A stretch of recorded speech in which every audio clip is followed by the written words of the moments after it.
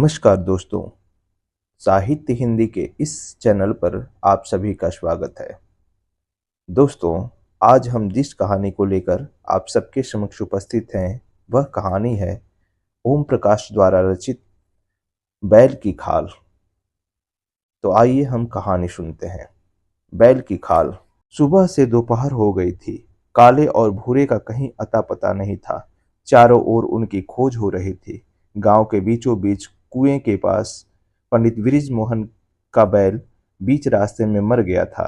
तड़के मुंह अंधेरे पंडित बृज मोहन का हाल ही हाल और बैल लेकर खेत जोतने निकला ही था कि कुएं के पास से बैलों को उसने टिटकारी दी।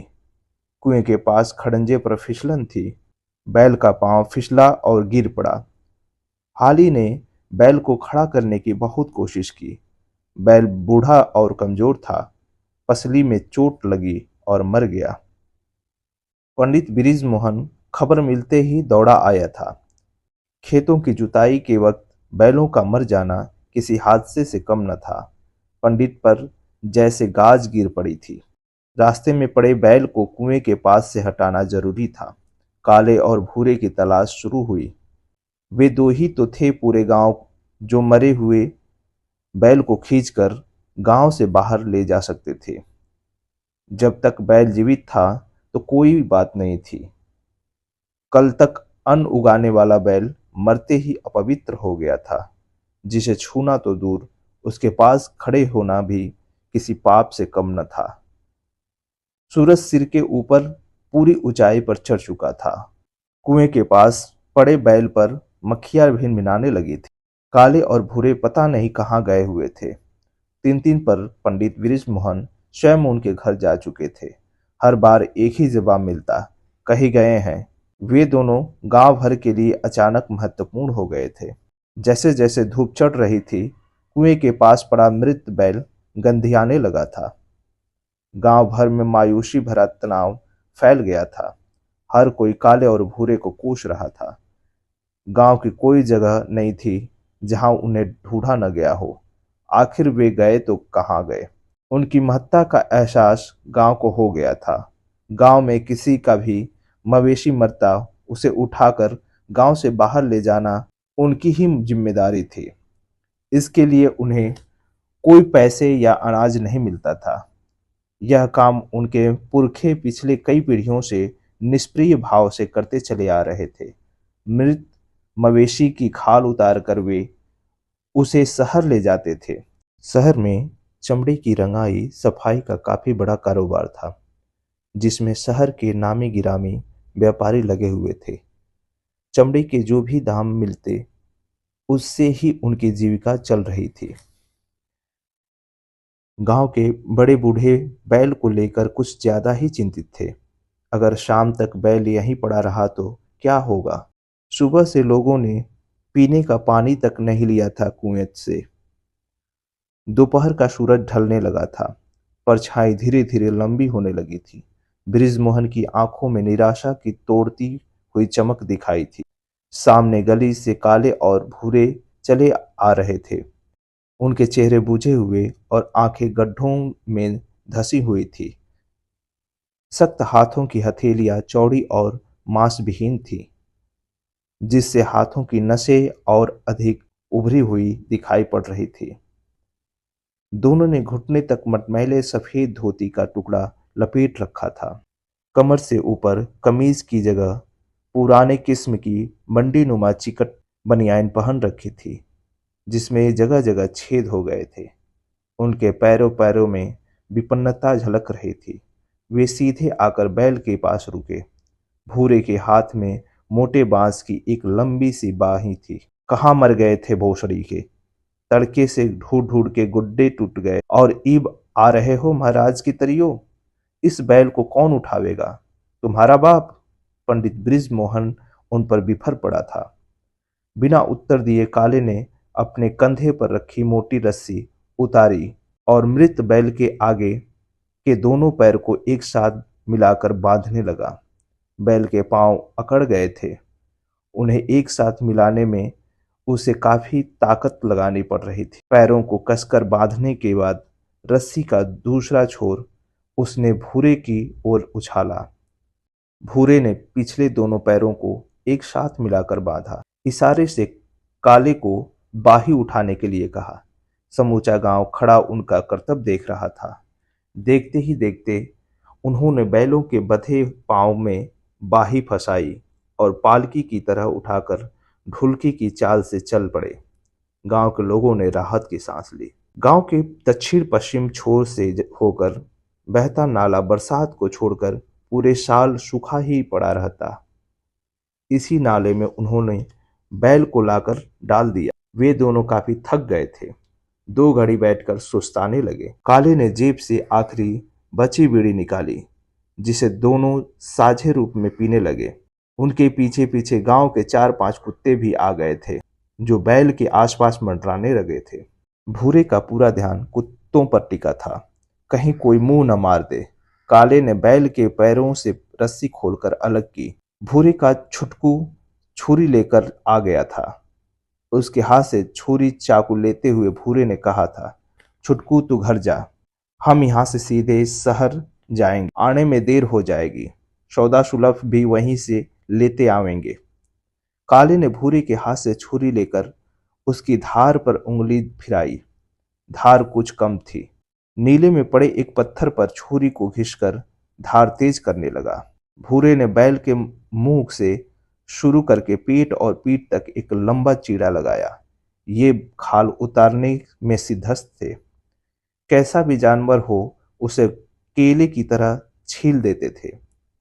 खाल इस खूबी से उतारते थे कि उसमें कहीं भी जरा सा नुक्स नहीं आ पाता था। यदि खाल जरा भी कहीं से कट फट जाए तो उसके दाम कम हो जाते थे। ये कला उन्होंने अपने बाप से सीखी थी। दोनों काम में जुट गए थे। धूप की तपीस कम न हुई थी। पोर पोर पसीने से भीग गया था।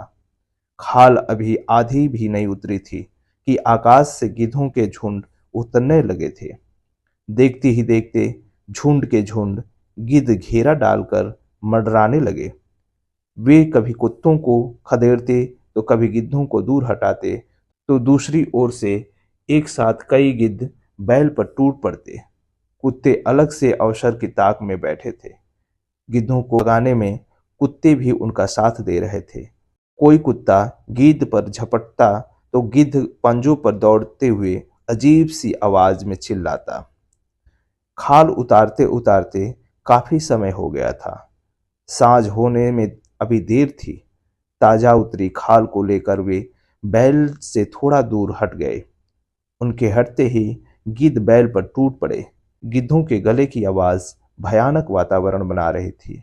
आकाश से गिद्धों का उतरना अभी जारी था। उन्होंने गीली खाल को उलटकर नाले में मिट्टी पर फैला दिया ताकि उस पर लगा खून सूख जाए। वे काफी थक चुके थे। उनके पास बीड़ी भी नहीं थी जिसे पी सके। आजकल उनका हाथ काफी तंग रहने लगा था। खाल को लपेटकर उन्होंने एक फटी पुरानी चादर में गठरी की शक्ल में बांध लिया। काले ने गठरी उठाकर भूरे के सिर पर रख दिए। बड़ी सड़क की ओर चल दिए। नाला जहां सड़क को काटता था वहां एक बड़ी सी पुलिया थी। वे नाले से होते हुए पुलिया तक आ गए थे। भूरे के सिर पर रखी गठरी से खाल का गीलापन रिस रहा था। भूरे ने गठरी पुलिया की दीवार पर रख दी। दोनों बैठकर शहर जाने के लिए किसी सवारी का इंतजार करने लगे थे। बस में खाल लेकर कोई चढ़ने नहीं देता था। बस की सवारियां नाक मुंह पर कपड़ा रखकर चिल्लाने लगती थी। खाली ट्रक या तांगा ही उन्हें शहर ले जाता था। धीरे धीरे सांझ होने लगी थी। दूर से आता हुआ एक ट्रक दिखाई पड़ा। वे पुलिया से उतरकर सड़क पर आ गए। ट्रक काफी तेज गति से आ रहा था। उन्होंने ट्रक को रुकने का इशारा किया। ट्रक ढेर सा धुआं उगलता हुआ आगे बढ़ गया। भूरे ने दोनों हाथों से धुएं को मुंह के पास से हटाते हुए एक भद्दी गाली दी, जो ट्रक के शोर में घूट कर रह गई। वे फिर पुलिया पर बैठ गए। दूर से आते गाय के गले की घंटियों की आवाज पास आने लगी थी।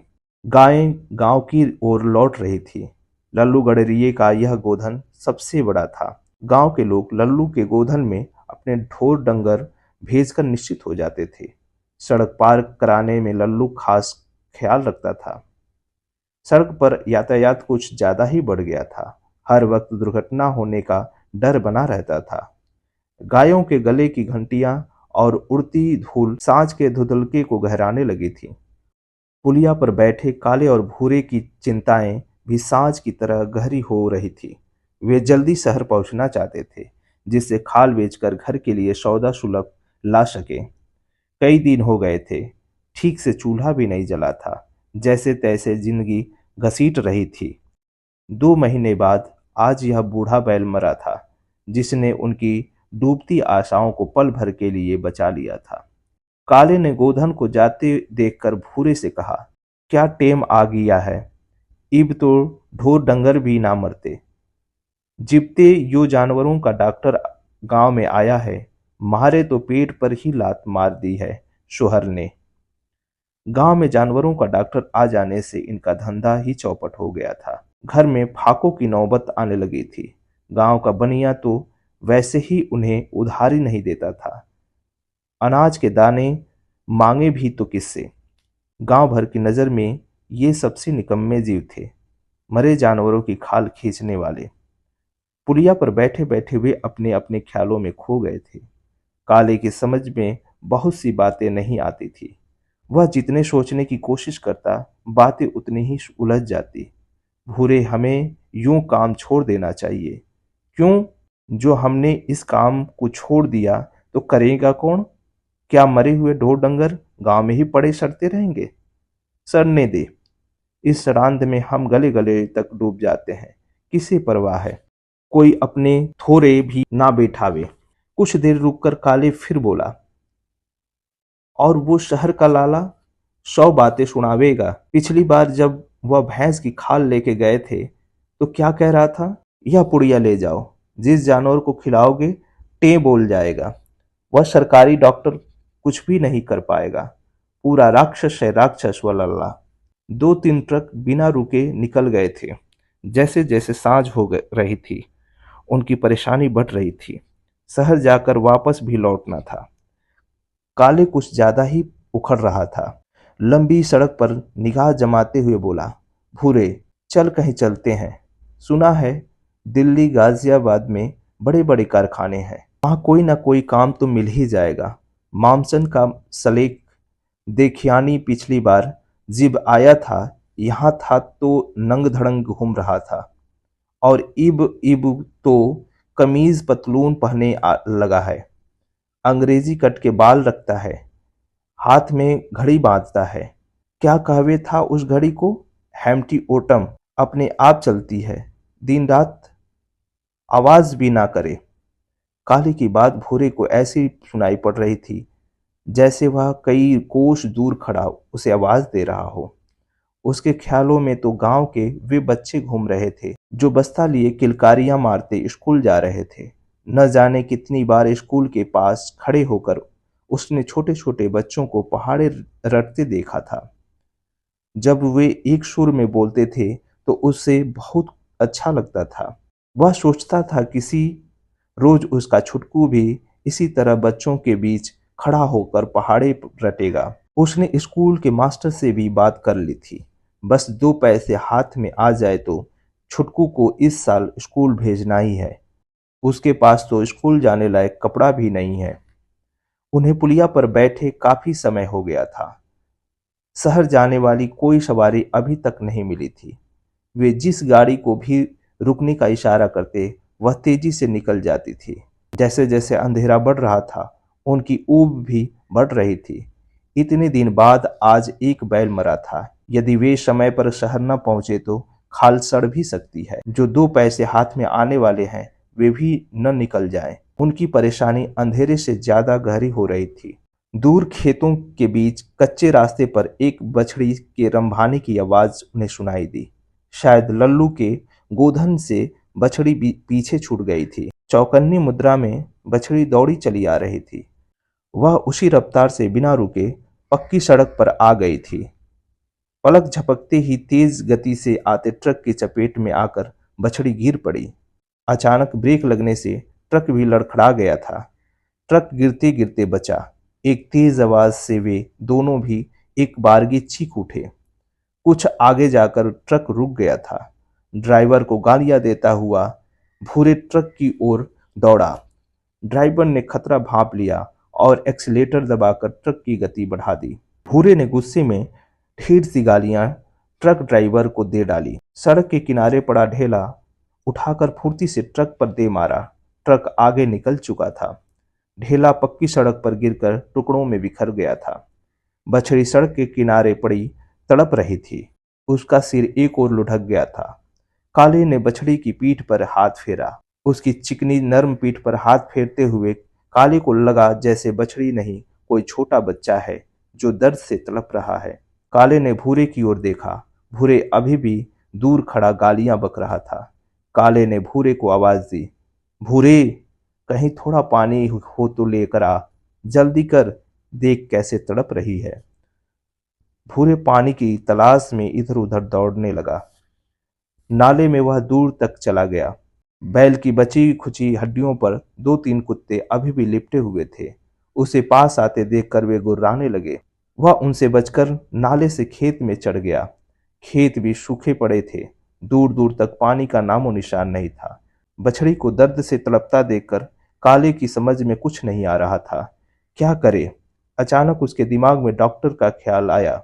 उसने भूरे को पुकारा, भूरे जल्दी आ, डॉक्टर को लेके आना है, बछड़ी को बहुत चोट लगी है। भूरे खाली हाथ लौट आया। वह पसीना पसीना हो गया था। भाग दौड़ में उसकी सांस फूल गई थी।